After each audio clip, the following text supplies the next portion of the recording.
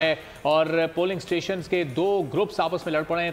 4 अफराद इसमें जख्मी भी हुए हैं। बोल न्यूज़ के नुमाइंदे तनवीर भट्ट से हम मजीद डिटेल जानेंगे। तनवीर, बताइएगा क्यों ये झगड़ा हुआ? हम देख रहे हैं कि काफ़ी शदीद नौयत की हाथापाई हो रही है यहाँ पर, क्या वजह बनी?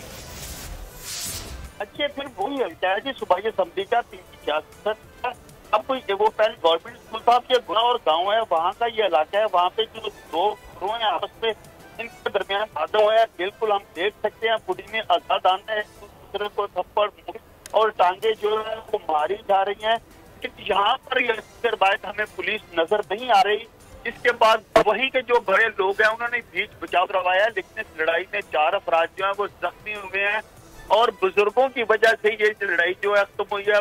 वक्ती तौर पर पोलिंग भी कुछ देर के लिए रुका था, पोलिंग दोबारा शुरू हो गया, अब पोलिंग का काम जारी है। जी चलो, अच्छी बात है कि पोलिंग दोबारा शुरू हो गई। थोड़ी देर के लिए पोलिंग का अमल रोक दिया गया था क्योंकि दो ग्रुप्स यहाँ पर आपस में लड़ पड़े थे। NA 79 और PP 66 का ये हल्का है कामुनकी का, गुजरावाला के मनाजिर हैं जहाँ पर दो ग्रुप्स में तलखी बढ़ी और इतनी बड़ी के बाद हाथापाई तक पहुँच गई और फिर वहीं पर मौजूद लोगों ने बीच बचाव करवाया। देख रहे हैं एक दूसरे पर चल रहे हैं और इस वक्त सूरत हाल आप देख सकते हैं, लेकिन बाद में कह रहे हैं कि भाई वहाँ पर पुलिस ने आके बीच बचाव करवा लिया, लेकिन 4 अफराद तब तक जख्मी हो चुके हुए थे। लेकिन पोलिंग का अमल वहाँ पे कह रहे हैं कि जनाब जारी है इस वक्त भी।